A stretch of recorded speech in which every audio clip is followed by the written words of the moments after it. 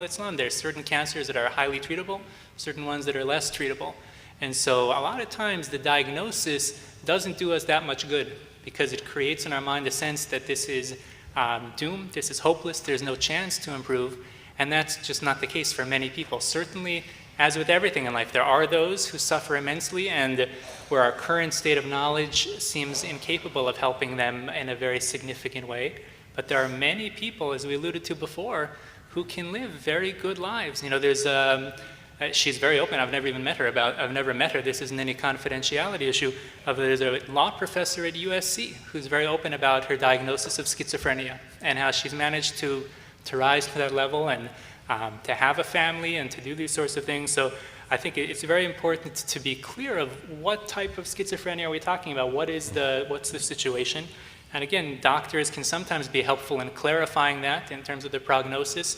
No one knows for sure, and we never give up. We always keep working, we keep davening, and things are certainly possible. I'm going to say something maybe a little controversial. Maybe I'll get deported for it. I agree with you. I think that people with mental illness have rights, and I think people with schizophrenia have rights as well to get married and to have children. And I think that may mean extra responsibility from the community at times in looking after and helping guard and giving extra support in those situations. But people with mental illness, even severe mental illness, have rights. And if we engage in some kind of practice to say people with schizophrenia or severe mental disorders or even on the range can't bring children into the world, we are practicing some form of even eugenics. And that's an extreme form of something that we know what happened a few generations ago. And I think that we need to go out and to help educate and develop organizations to help people and give support in that situation. If 1% of the population of schizophrenia in Israel, for example, that means there are 90,000 people with schizophrenia, but there are only 3,000 psychiatry beds, so 87,000 people are out. It's a range of disability and a range of expression of the illness. It means that there's an extra responsibility for us as a community to help, and they have rights to bring children into this world as well. And who are we to say they can't? But we need to reach out into the community to help. One of the three changes I was involved in the panel that rewrote the International Medical Oath, and we introduced three new things. And one of them is that the duty of doctors or mental health professionals or medical professionals in general to share knowledge with the community. So we need to go out and we need to help people. I'll just give you one example of something that happened, for example, at Hayeshua. Eating disorders appears to be more common in the Frum community in Israel than in the non-Frum community. So our duty is to reach out into the community and to talk about it. And we had an evening once, and we had it in a little hall for 150 people, but 600 ladies arrived. We had to move across the road into a major hall. We need to share our knowledge with the community and to help the community and guide them in dealing with this kind of exposure to these fields that they haven't been exposed to. And I think schizophrenia is an example of something that we need to reach out to and help guide people. But it's okay.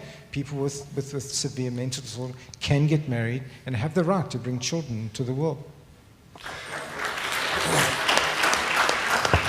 So we're running out of time. We could go all night. Maybe we'll come back Shavuos night and we can have learn-a-thon all night. The last question that just came up the most was, first of all, this is being recorded. You can contact me. We'll have a video that I'll have available tomorrow. The question that came up most frequently after this was simply, when is LA going to get a Mayanei Hayeshua-like mental health facility?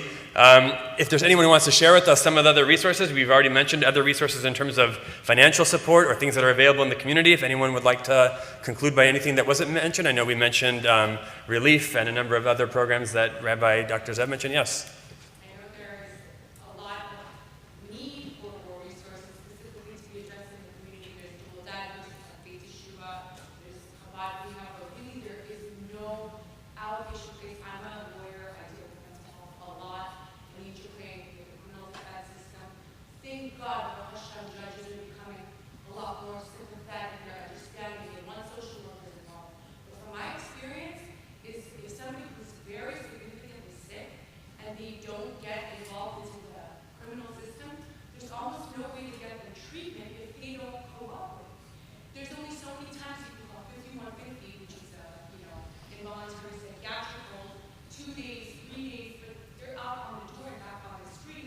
So there's a way to create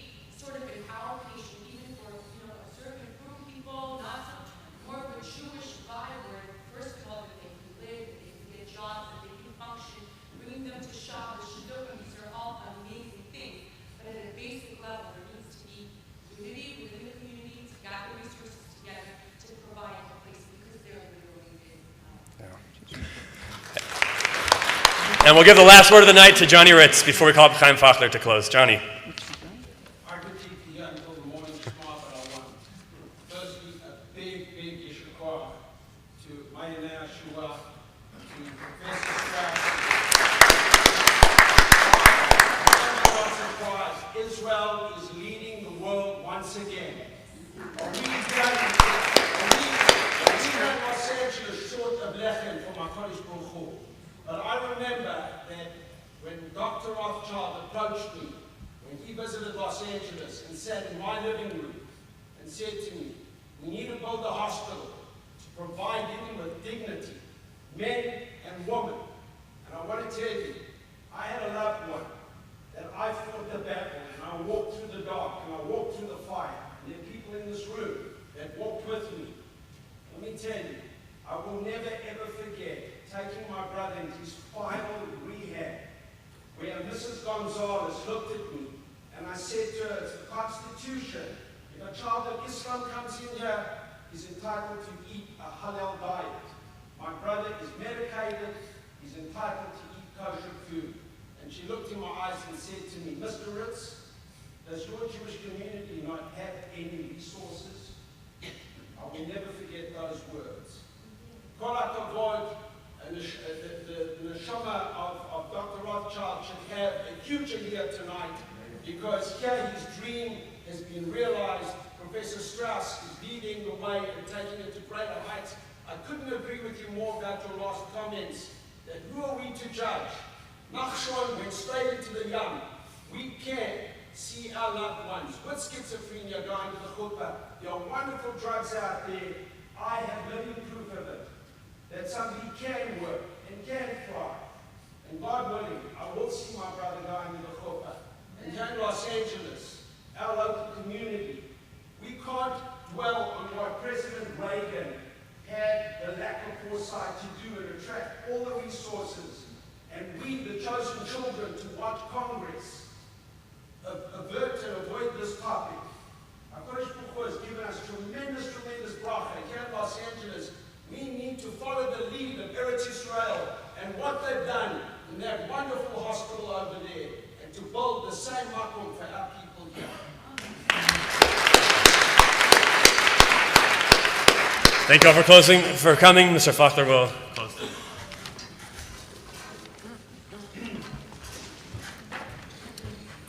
Wow. Talking about cultural sensitivity, there will be Ma'ariv straight after the event tonight. Thank you, Rabbi Jason, Senior Rabbi Manager of Spiritual Care at Cedars-Sinai, putting this together and being such a great moderator.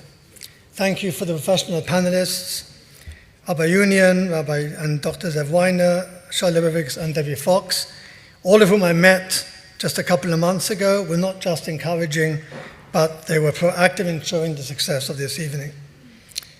Thank you to Tzvi Reisman, not only for being a role model on supporting our hospital and setting the bar for other donors,